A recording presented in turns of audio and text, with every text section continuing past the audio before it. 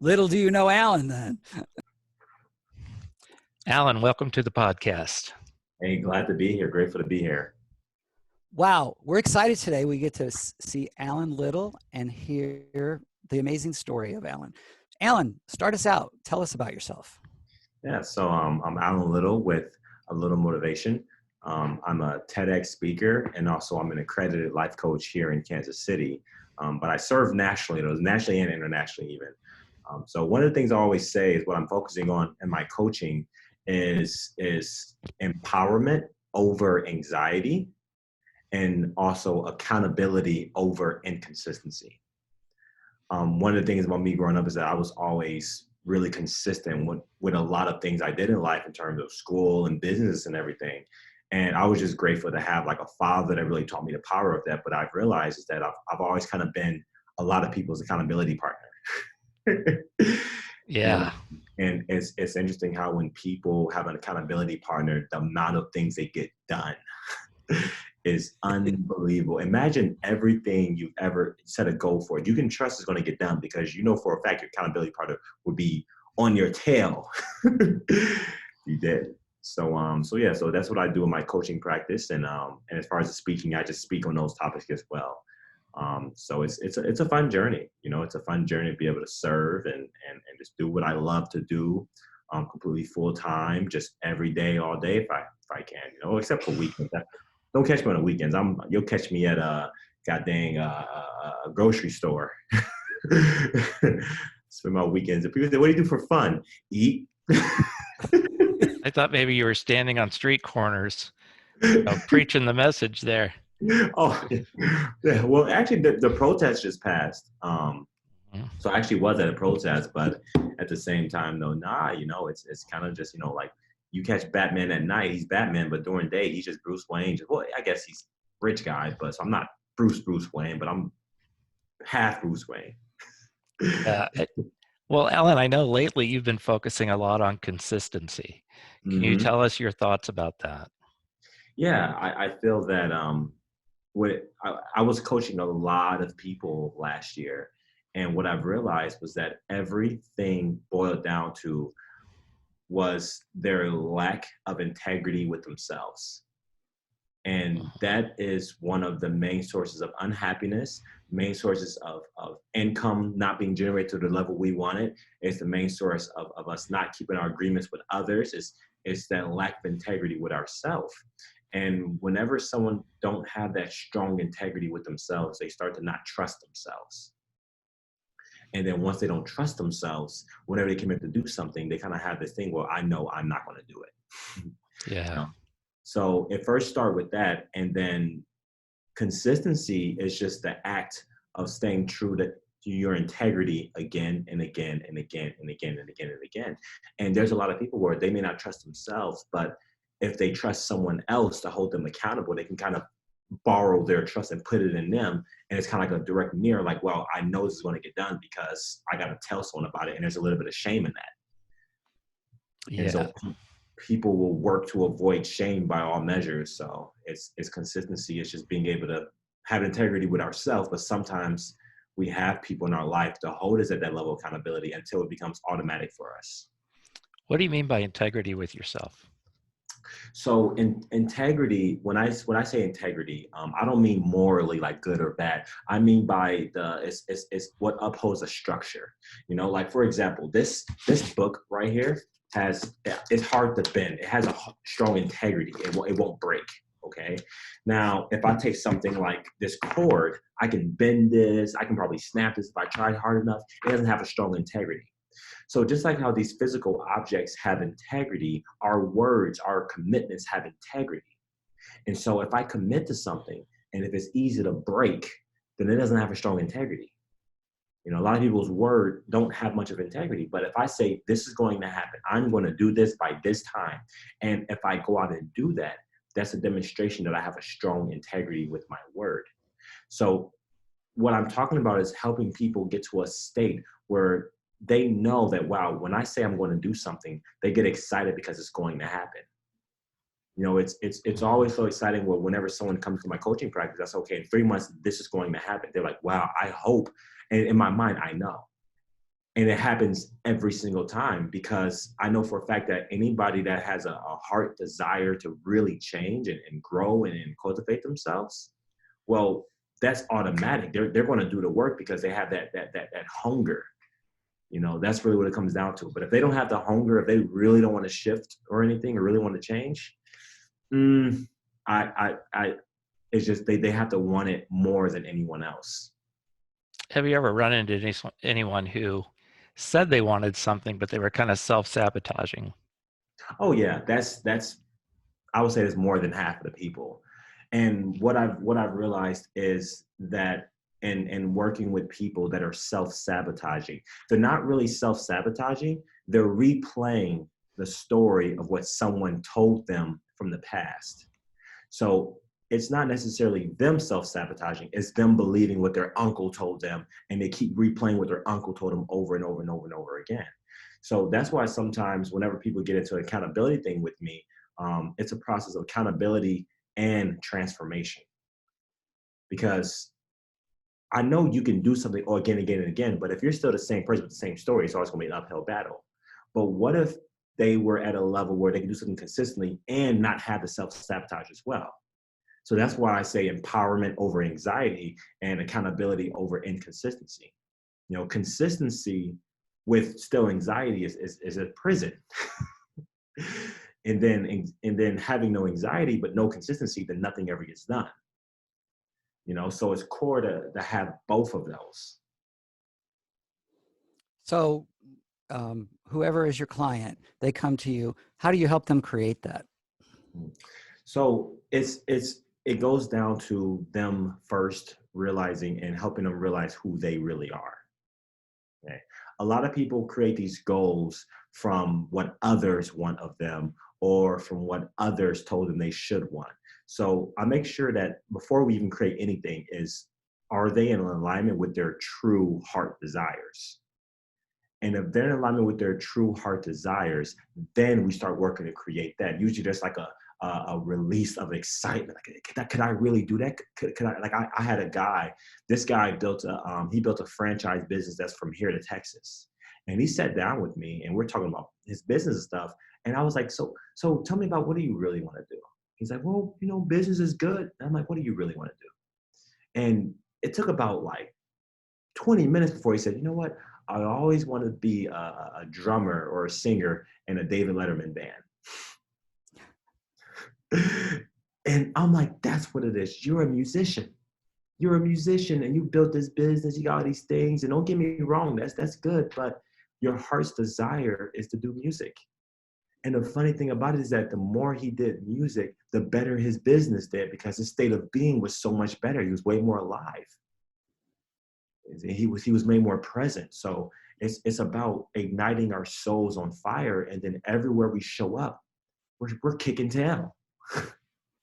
Finding your true passion rather than the passion someone else thought you should have. Exactly. That's what it's about. That's what it's about, you know. And then whenever I have someone with me that's willing and wanting to go after the true passion, because if it's a passion and if it can serve others, there's always a way to monetize. You can always make money doing it. So it can support you. Like it's this crazy idea that what you love to do can support you. You know, and that's totally possible. Well, and I'm assuming you could say that you're an example of that as well, right? Yeah. My journey, a lot of tears, a lot of fighting. I started off way on the other side of, I had a good, here's the worst thing about it. I had a good job. It was comfortable. You know, that they say that the enemy of greatness is something good. And so here I am giving up this job that was, you know, supporting me and paying the bills, but at the same time my soul kind of feeling like I'm meant for more, and then going after something that I've never made a dollar doing before.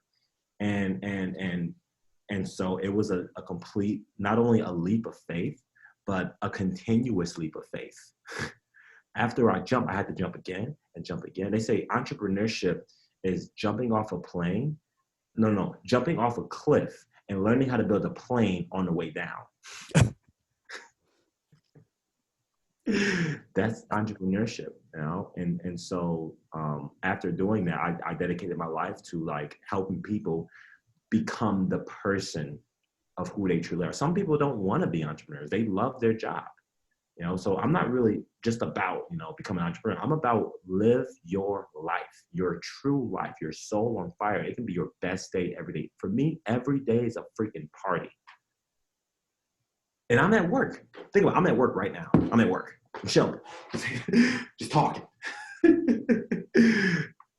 So what were some key things to help you know that you wanted to pursue what you're doing now?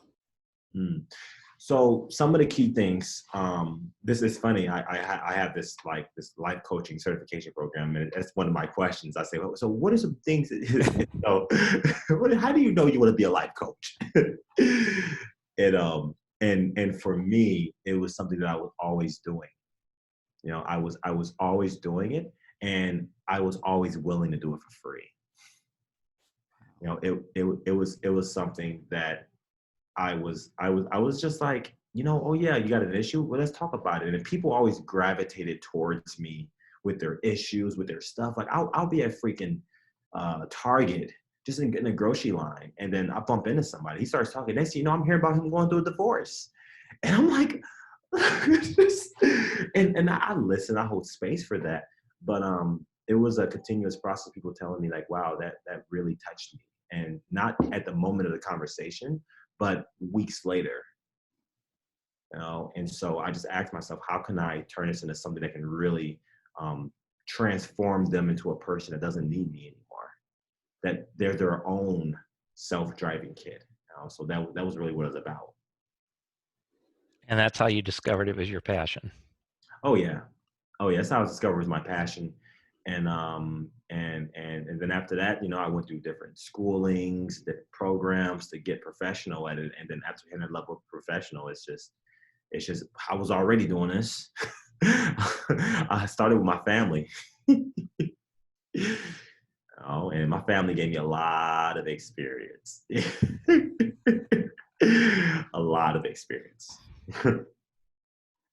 So you're not only a life coach, but Yeah. you mentor life coaches and help them become life coaches. Can you tell us a little bit more about that?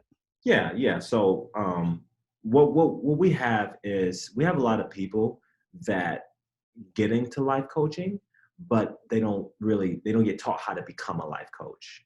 Okay, because what I discovered is that even when I went through my different certifications I went through, I realized that it wasn't enough. I was like, there's way more to this. There's a lot that's missing. And more specifically, a lot of them don't really teach you how to build, because after you become a life coach, now you have to build a life coaching business.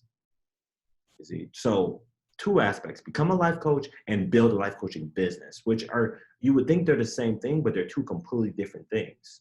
And all of the things that I went through and all the programs I went through, they was teaching you how to become a life coach, how to be happier, how to be more positive, how to give advice, which was stuff I already knew naturally. But how do I actually build the business of this so it can support me full time? And so what I decided to do was that I launched my life coaching certification program.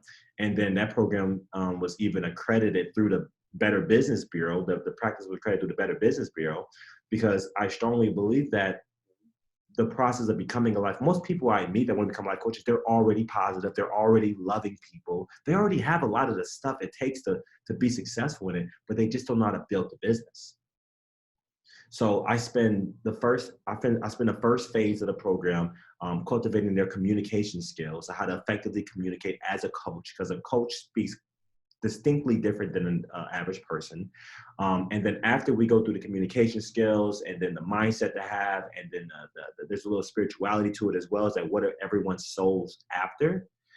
Then we go into the build phase of, I help them with the marketing, with the generating the first clients. I have access to lots of people that's more than willing to kind of be like practice volunteers to be coached by the students as well. So they have on-site training and life coaching.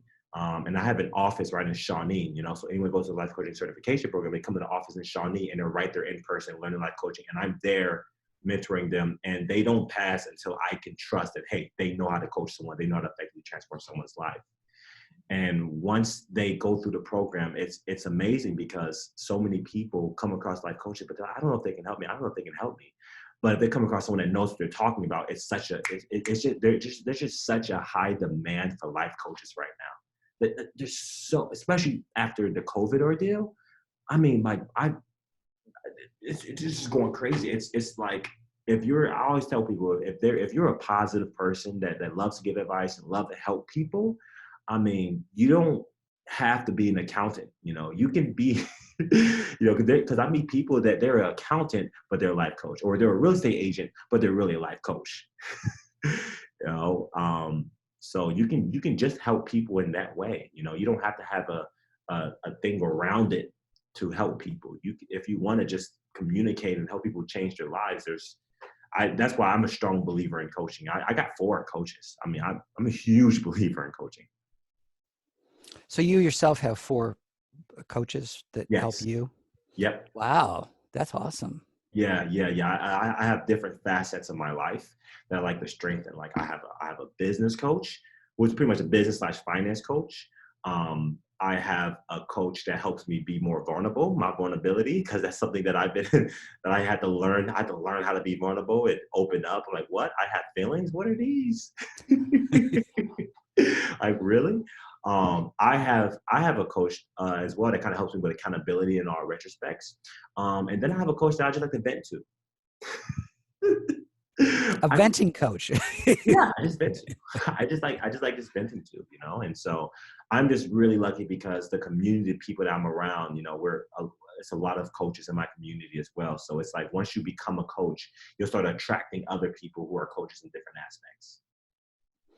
So for the people that come to you for life coaching, how do you advise them to do something similar, or how do you help them create the kind of inner things that you have going on for you? Yeah. So, we mean something similar, like in terms of multiple coaches? Well, it sounds like you have a very good support system. Yeah. So like, how do you help them create the support system that will keep them consistent? Exactly. So, I mean, a lot of the times, just me and them, it tends to get the job done. But I also have a community called the Lion Team. And the Lion Team is a positive group of leaders that they're what a lion is, because in a lot of different groups, I always saw a broken system. There was one half of people that was very focused, very driven, very goal oriented, but they didn't really care about people. They didn't really have a heart to give. They were takers. And then there's the other group of people that they were givers, they were lovers, they were a community, but they struggled with asking for what they wanted. So they didn't know how to say, hey, I need this, I need this. They felt like they were guilty for taking. So they'll keep giving, but they didn't feel no reciprocation. And there was no reciprocation because she wasn't asking. So what a lion is a person that knows how to love people, connect, and make positive impact, but at the same time, they're decisive, they get things done, they have the healthy masculinity to make decisions, and ask for what they want too. So it's Martin Luther King said that we need more people with strong minds and tender hearts. So can you tell us a little bit about how you created the Lion Team and what you were thinking about when you created it, and how people might find out more about it if they're interested? Yeah. So I created the Lion Team. It was I host seminars, I give speaking engagements, and then talk after talk. There was one time we almost got kicked out of this coffee shop because we almost broke the fire code with how many people was in the shop. There was more people there for the speech I was giving than the actual coffee shop itself. And so the manager speaks to me and she says, yeah, you can't keep doing this. I was like, I'm sorry. I gotta, and so we pretty much outgrew that. And that's why I got this new office space that can hold up to 200 people. It can hold up to 200 people in that place now. So now it's like, now we're ready to really fill the place up. And so it started with the people that came to my speaking engagements. And then I always loved lions. I'm a Leo. I got a lion tattoo on my chest. My back has lions. So I love lions. And I love the movie The Lion King. And I'm like, no, I wonder if there's a Lion Team. It has the same ring to it. So I created the line. Actually, here's the logo right here. So I created the logo. Yeah, It's the really lion. cool.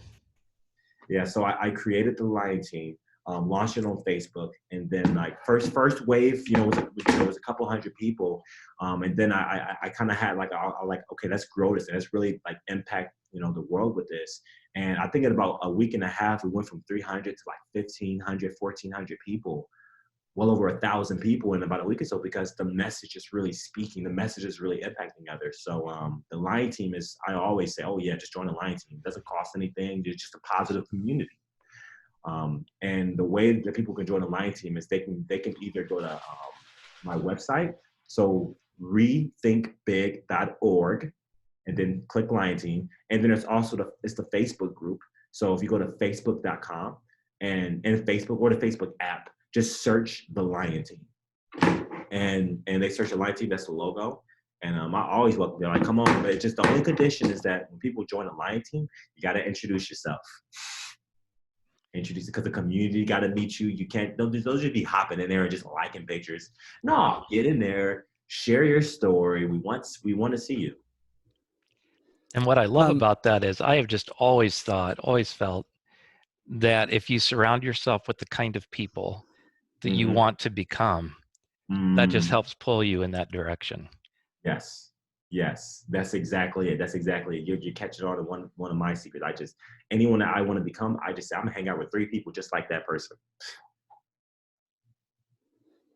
Well, that's phenomenal growth in a short period of time, and actually happen to be a part of, that particular group. And it's amazing, like huge leaders and motivators and givers. So, and I'm assuming that's exactly what you want. Oh yeah. I love, the leaders, the givers. And then there's also people in there that they're making a transition to their purpose as well. So they want to be around people like that. And I kind of have a network policy where it's just network with anyone in there. Just message them, say, hey, I'm in the Lion Team. I'd love to hear your story. And you have a group of people that loves you. And I can't wait till, I think about next month, it's going to slowly start opening back up.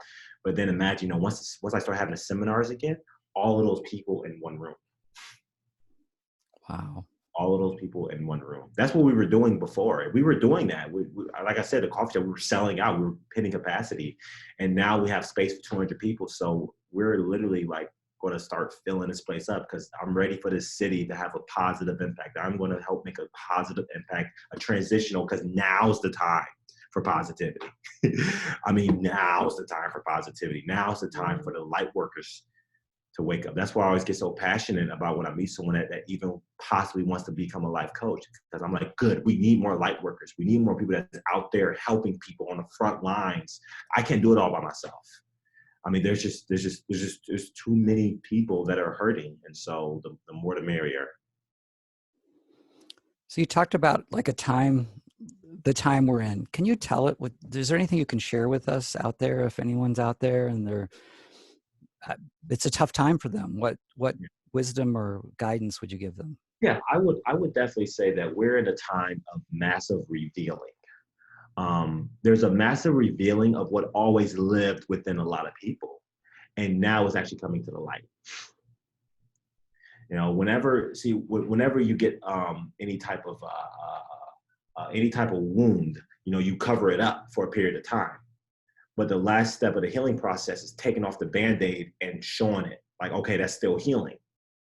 There's a lot of wounds that was covered up for a long time, a lot of wounds. And now it's being revealed so we can start acknowledging it and start healing it. I mean, across all stuff, with the anger, with the violence, racism, I mean, all of it. It's just wounds that's deep within people that's finally coming into the light.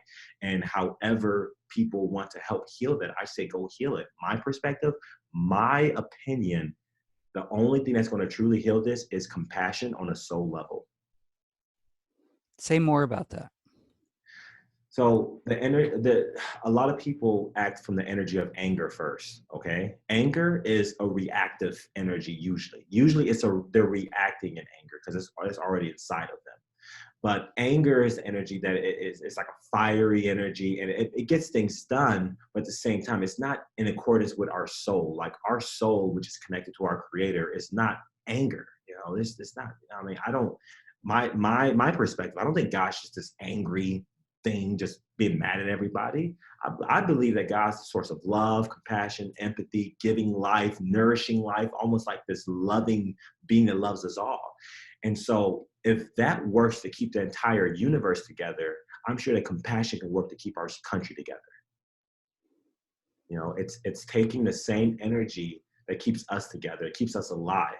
I mean, think about this. The sun, every day the sun gives its light unconditionally. It never asks for anything. It never says you owe me. It just gives that light. And so it's like, imagine what that kind of love can do. It can light up the world. So what are some ways all of us can be more loving or more compassionate, or what are some things you do that? I mean, obviously you've shared some, but what are some other ways? First things first, stop living a lie. First things first, a lot of people are living they're living inauthentic. They're faking. You cannot hold space for others fully, purely, if you're kind of mad at yourself because you're not living your life. Wake up one morning, something you feel like you have to do, but you really don't want to do, don't do it. Don't do it, or find a way to have someone else do it. I'm talking about making an effort to be happy. And it's just like, let's just stop doing the things that don't fulfill our soul. Just don't do the things that don't fulfill our soul. Sometimes we can spend a day of just doing nothing. You know what keeps me so happy is it'll be on a weekday. I'm like, you know what? I ain't doing nothing today. Nothing. And then I'm a mall walker. I go to the mall and I just walk through the mall. And I just put my music in my ears, and I look at people, and I focus on what do I appreciate about that person? What I appreciate about that person, I mean, I may window shop a little bit. It's a day of just doing whatever the heck I want to do. And then I meet a lot of people that say, but I have a family, I have kids. I mean, I get that, but what example are we setting for our kids? Do we want to set an example that I'm going to neglect my happiness to raise you, or I'm going to tell you where I'm at? I'm going to pursue my happiness, but also raise you at the same time by example. Because I don't have any kids, but I would not want my son feeling like, well, since my dad sacrificed himself for me, I got to sacrifice myself for my kids. I don't want to set that example. Kids don't follow what we tell them. They follow what we do. They just do. You say, don't ever lie, ever. You tell your kids, don't lie. And then someone knocks on the door, tell them I'm not here.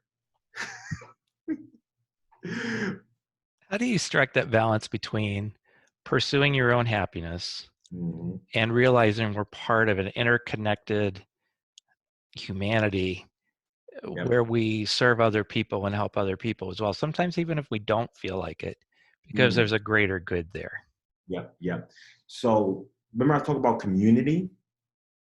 The root word of community has the same root word as communication. Communication. Okay. And so the way we do that is we communicate what we're feeling in regards to the task we're taking on. Because I do a thing where it's like, if someone asks me to do something and I genuinely feel like it's just not in my best interest to do it, I communicate to them, hey, I'm not feeling resonant with this. Maybe I'll help you find someone who's feeling resonant with it, but I just don't feel resonant with this at all. And it's amazing how if we just speak our truth, how the other person usually understands, or they have an alternate solution as well. But a lot of us just assume that I'm the only one that can do it. I'm the only person to do it, so they just go do it. But communicate how you're authentically. Sometimes just communicating how you feel, the feeling will go away. But okay, I can do it now. Sometimes, but it's just communication is the root of community. It's also the same root as communion, which means becoming one. It requires a little bit of introspection to understand your motivations. Exactly. Understand your motivations, but also keep in mind the motivations and the alignment of the people around you as well. Like if I do something I want to do, but if it hinders someone else in any way, it's not really my best interest to do it, because what I do it to another, I do it to myself. So I think of myself as I'm Alan, but I'm also Alan in a group. I'm not Alan in a community. You know, like if I say I want to go throw rocks at a window, yeah, it sounds fun, but that's someone's window. That's damaging.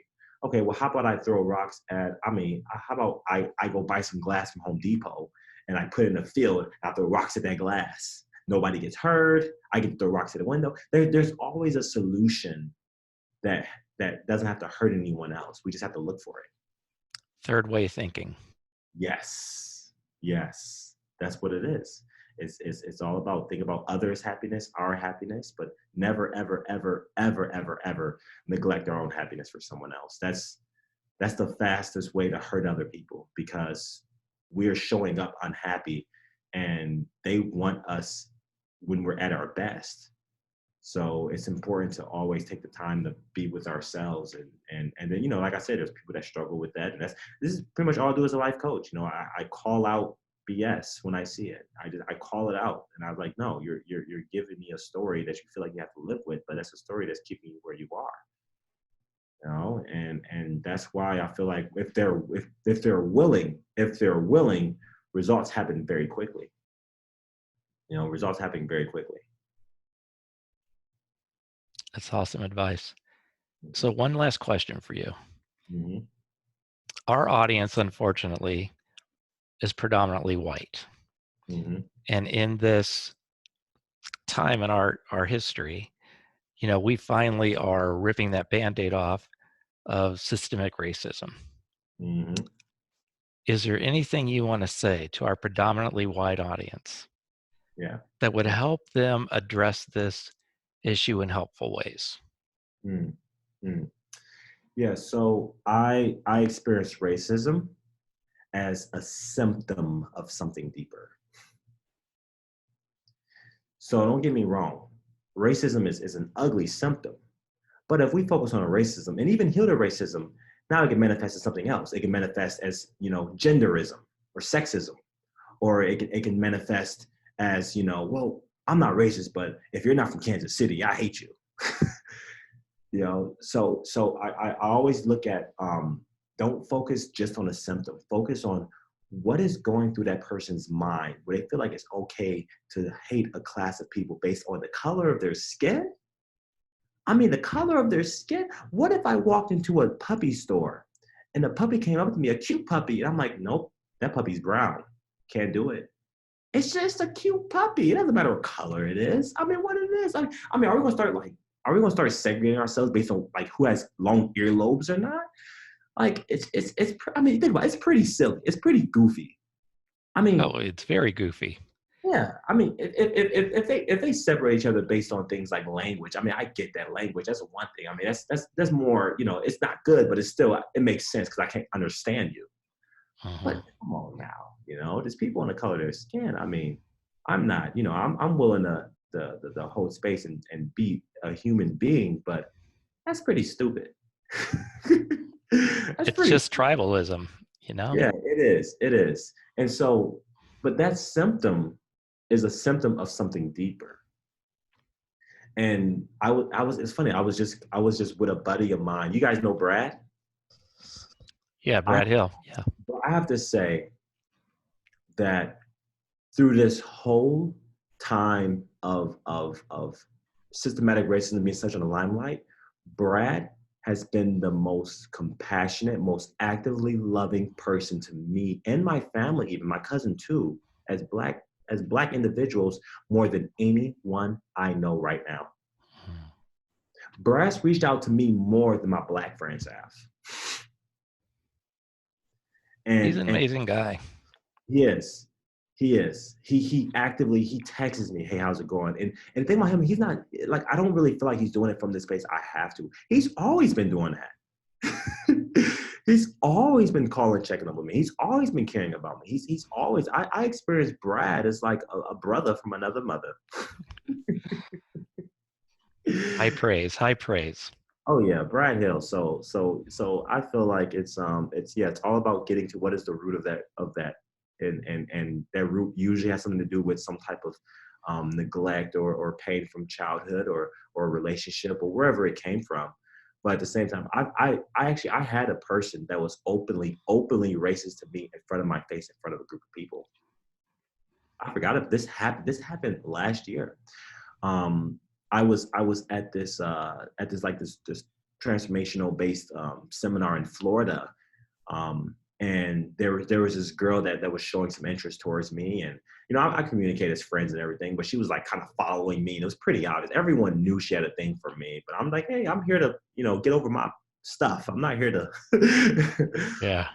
But at the same time, the guy got in front of the room and he said, honestly, Alan, I hate the way that girl is seeing you because she's white, you're black. And if she pursues you, she's going to get in a lot of trouble. She's going to get hurt by you because, black man, little white girl, I've seen it all before. And he openly said that. Wow. Right in front of him. And you know what I did? I was like, I hear you. I hear you. Yeah, it hurts you to see that this girl is after me. It hurts you to see us even communicate at all. It's a deep pain. Tell me more about that. And he kept going on and on and on until he got to the base of it all. And he was like, honestly, man, I don't know. I think I got this from my father. It's just, and he started talking about the pains with his dad, the pains with his father. And right there in front of the room, he announced, he's like, I don't want to hold on to this anymore. I don't want to be like this anymore. I don't want to have to feel this anger towards a guy just because of the color of his skin. He was a racist. He didn't want to be racist. Yeah. So if I was to latch out and be angry, like, man, I would have been proving him right. But in a space of compassion, hatred hates to look at itself. And when you're showing compassion towards hatred, well, hatred has to see itself because it's the only hatred in the room. Yeah. That's a great story. Thanks for sharing that, Alan. Yeah. Powerful. That's wonderful. Mm-hmm. Yeah. It was transformative for me for sure, because it really showed me where I was then versus now. Had this happened 10 years ago when I was in Southside Chicago. Different story. I don't know what I don't know how I would have behaved. It would have been ignorant. It would have been ignorant. But at the end of the day, at that time, I was very concerned about that guy's healing because he's hurting inside to be an open racist like that. And I don't even want to call him an open racist because he was just getting that out of him. Yeah. Yeah. Well, he was sharing at least what he thought was authentic at the time, I guess. Yeah. Without looking underneath it. Yeah. Exactly. And the funny thing is that that guy, we communicated afterwards, we talked, and he contacted me and was talking about becoming one of the life coaches. Yeah, he's an amazing guy. Great sense of humor. His family is great as well. He's a cool guy. I'm like, yeah, I knew it was under there. Yeah, that reminds me of the title. It says "Love Wins." Mm-hmm. Yeah. Love always wins. That's why I feel like that's why I get a level of confidence with all of this, because I know that love would ultimately win. And I'm out here talking to people on a daily, and more and more love is emerging. Awesome. Like even you guys, just amazing. It's amazing, especially you, Keith. I remember our conversation. Thanks, buddy. I'm still waiting for that pickleball. That you'll get it now. Yeah, like don't mention pickleball to Keith. Yes, that's my thing. He's not going to let that go. Yeah. Well, Alan, so we've had some interpersonal reactions and interaction, and you are just this positive force. And I know some other folks that have met with you that were tremendously inspired by you. So your light, like what you said, light givers, your light is changing the world. And I just want to thank you for that. Wow. Yeah, thank you. I received that. I received that. I'm grateful to be here and to be a part of this ultimate process that humanity is going through. I'm glad I get to play this game. Yeah, it's an exciting time. Mm-hmm. It's the Super Bowl of transformation. There you go. It is. I believe in aliens. I don't care. right now there's aliens on different planets watching us on Channel 4. Like, man, you see that? Oh, look at their president. Oh my God. they're watching us and they're cracking up about it. It's like the best TV show. They don't even watch TV. They just watch our planet. Like That's the a ultimate fascinating, reality show. yeah, fascinating look. Wow, I hadn't thought of that. That's good. Oh yeah. I call them Star Family. Star Family. They coming. It's hilarious. Oh, Yeah. Alan, thank you so much for being with us today. We appreciate it. Hey, thanks so much for having me. Thank you, Alan. Yeah. All right. We'll talk later. All right. Talk to you later. Talk to you soon. Okay. Peace out.